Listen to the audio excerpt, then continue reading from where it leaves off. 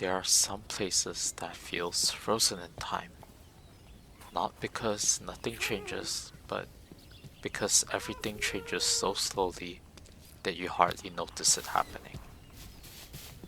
The town I grew up in was one of those places. Everywhere I look, the same roads, the same building, and the same faces I see in school every day. Every morning felt identical to the one before it. Every year just seemed to blur into the next. And even so, I've been told I'm supposed to feel a sense of closeness and warmth in this small town. Yeah, they talk about community, and they'll talk about knowing your neighbors, safety, simplicity, and the comfort of familiarity. And yeah, those things are real. But there's another side to it that doesn't get talked about as often. The feeling that the world is happening somewhere else and you're not invited. Growing up, I didn't really have the words for it. I just knew that whenever I watched movies, saw interviews, or looked at people doing incredible things, they always seemed so impossibly far away. Not just physically, but socially and financially and culturally, almost as if they existed on a completely different planet. They lived in cities that I had never visited. They attended schools I had never heard of, and they seemed to know things that nobody around me knew.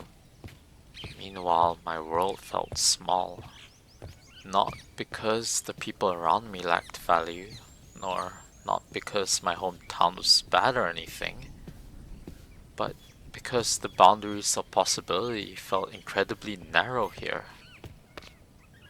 As a kid, you learn what's possible by looking around you. I saw what adults do.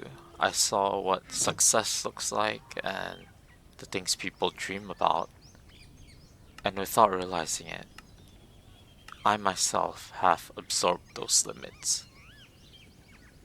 Because if nobody around me becomes an artist, how would I ever imagine being one?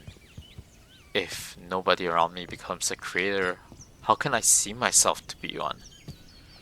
And it eventually reaches the point where if nobody leaves, it feels inevitable for me to be stuck here forever.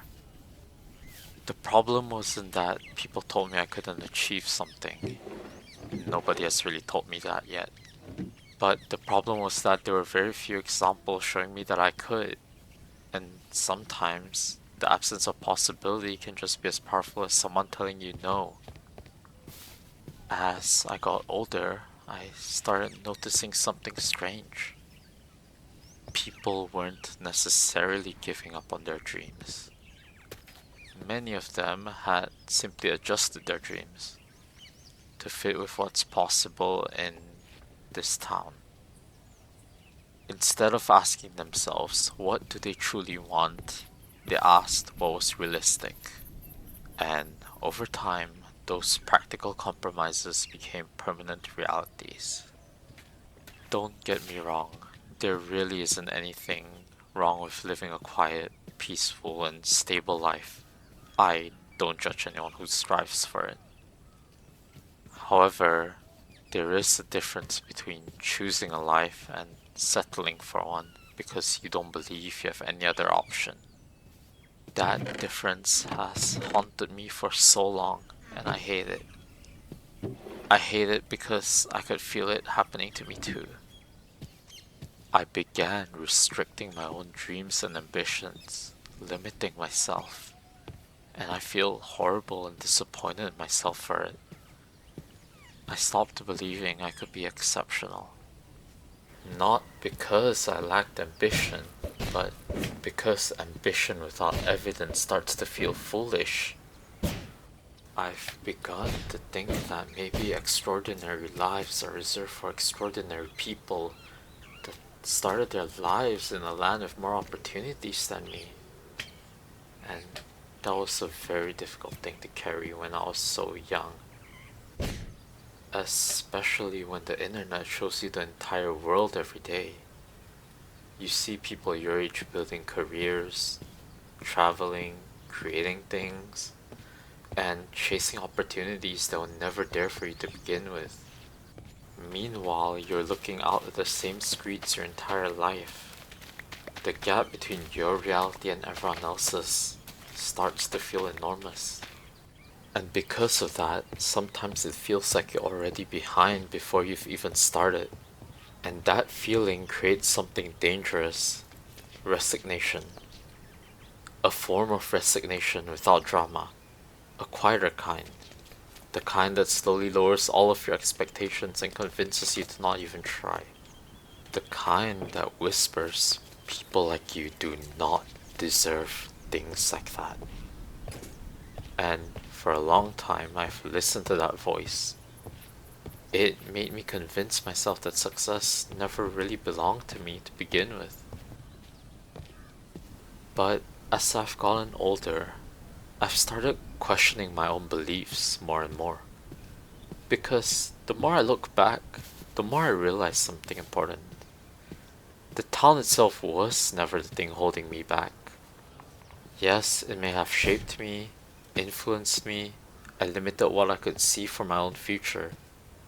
But who's to say that it determined what was possible? What really held me back was the idea that my present circumstance is my destiny. And for me, that was one of the hardest lessons to learn.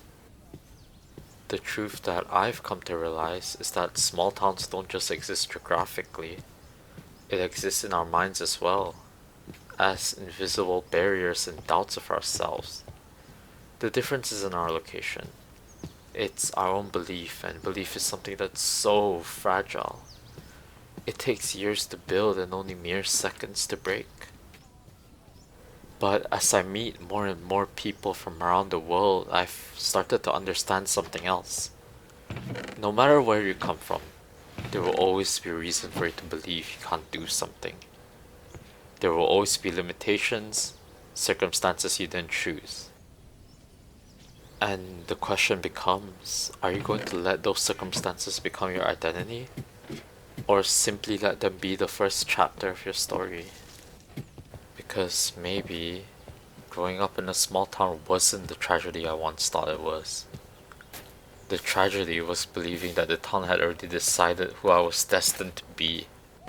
And growing up is realizing that it never did. Realizing that the horizon was never the edge of the world. It only looked that way from where I was standing. For those who saw this video and listened to it all the way to the end, I thank you for listening through it. And I hope that if it even helped one person feel less alone, that would be great.